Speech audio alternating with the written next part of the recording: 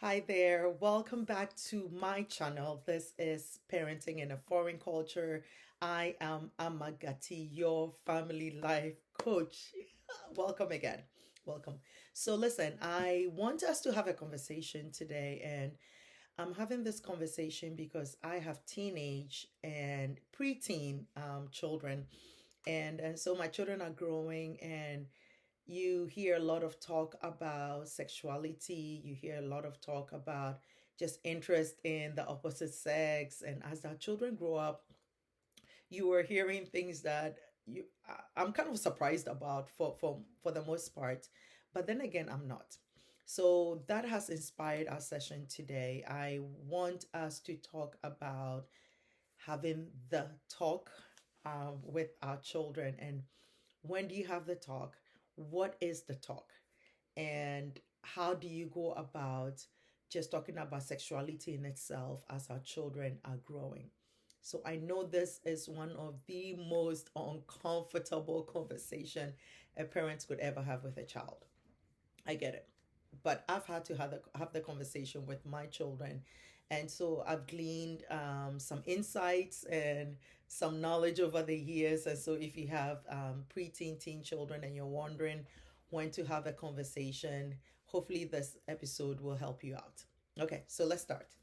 So, one of the things that I wish I had done, which I didn't do, but then learned later on, and I wish I had done earlier, was to call the private parts their real names, right? So, for example, when my children were growing up, I would always use the term PP for their private parts instead of just calling it what it is, right? And then as they grew older, it eventually changed as they themselves started calling it the right terms. But I wish I had done that earlier with them and talked about the different body parts. Because listen, we talk about ears and nose and mouth. So why is it that when it comes to the private parts, everybody shies away from it, right? But I've come to realize that naming the parts and using the right term takes away some of the mystery and the stigma that we are kind of attached to talks like that. And so I have come to believe, and again, you can decide what works best for you, but I have come to believe that it is better to name the parts, the private parts, call them what it is, right? So if the penis, the vagina, call it that to the children. Let them know that earlier on in life. And that also opens the conversation to have talks, and almost it takes away that awkwardness a bit too when you start talking about having the talk with your children. So it starts when they're early, it starts when you're teaching them the parts. Teach them the right name for the parts. Okay. And then most parents will shy away from the dreaded question, where do babies come from? Now, that I think has to do with the age of the child. So let's say that I have my 5 year old come home. I don't have a 5 year old right now, but let's say my child was five and he came home or she came home and said, Mommy, where do babies come from? Instead of shying away from that, the first thing you want to know though, is what is inspiring that question, or what is making them think of that question. So instead of going straight to trying to figure out the big, having the whole spiel, you could start off with a question like, what makes you want to know, or what have you heard, what do you know, and sometimes it's not that they've heard anything, sometimes they're just curious. And so you can give a simple answer as, Mommy gets pregnant, carries the baby for 9 months, and at the end of the 9 months, a baby comes out. It's age appropriate, and sometimes they won't even go deep. That answer probably would satisfy them, depending on their age. The one depending on what they've heard. So before you ever answer that question, where do babies come from? Find out if it's just a matter of curiosity, or it's out of a conversation they have had with another child at school, or something they've seen on TV, and so they're making this like a follow-up question. Find out first before you throw yourself out there answering the question, and keep it as generic as simple when they're younger.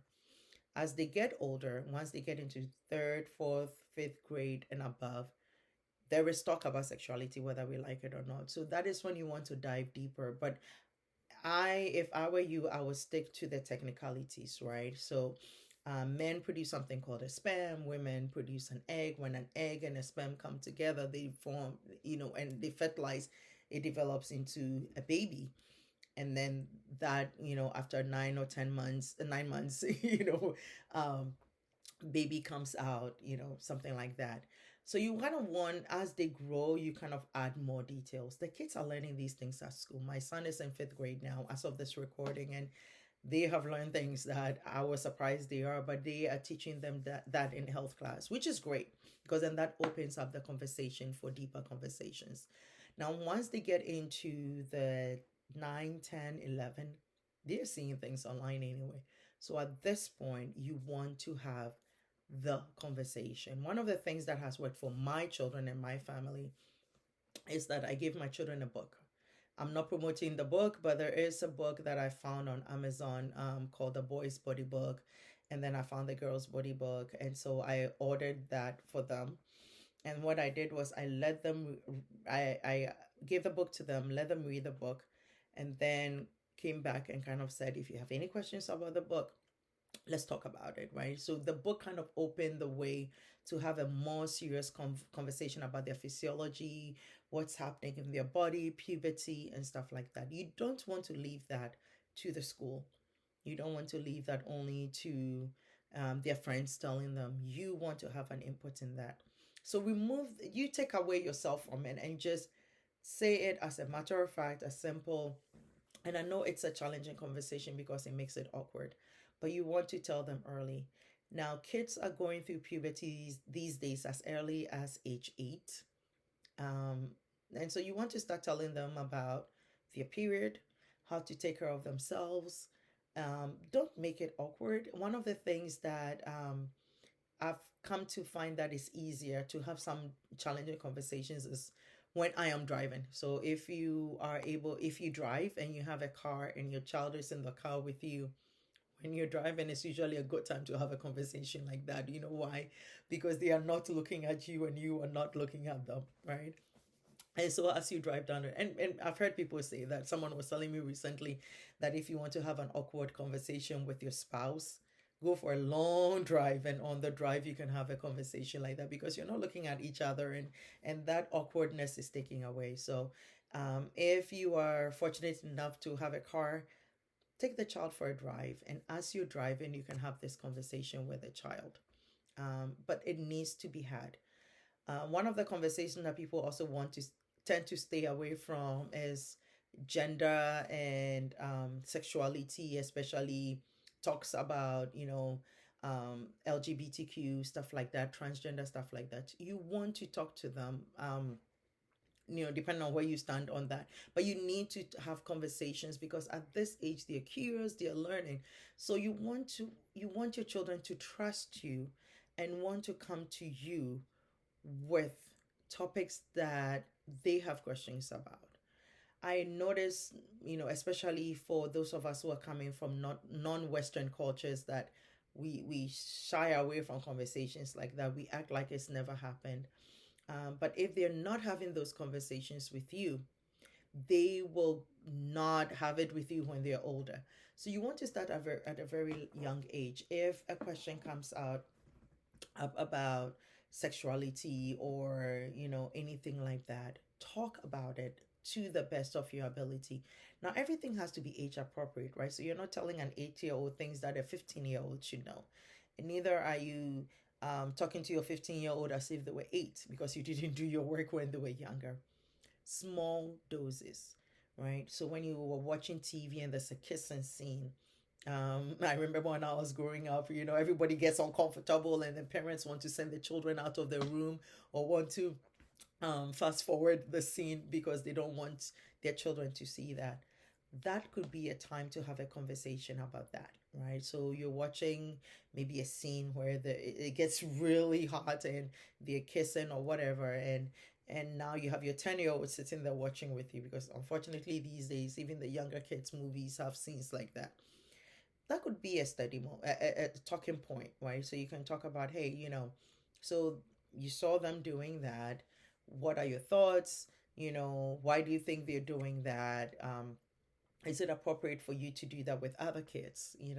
Start talking about that. And when they start getting older, you've already established the relationship with them when they were younger.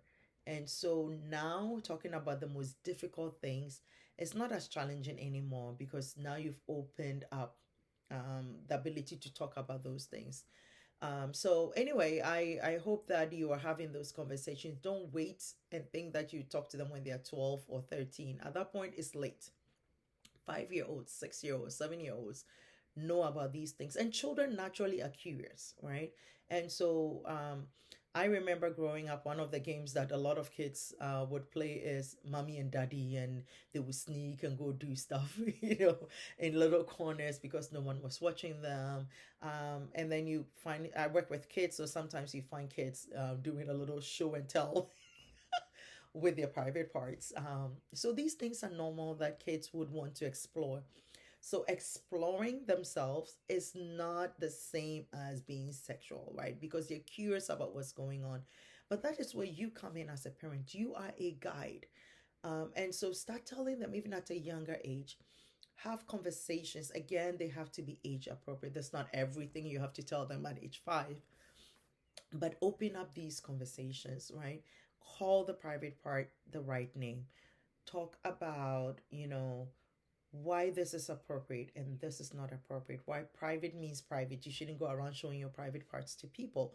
But then as they grow older, when you start talking about self-care and using deodorant and all of those things, as they grow, you want to start including a little more detail. Talk about pregnancy, how a boy can get, a girl pregnant right from age 10 and above, because they start learning these things early. They start indulging in these things earlier than maybe our generation did.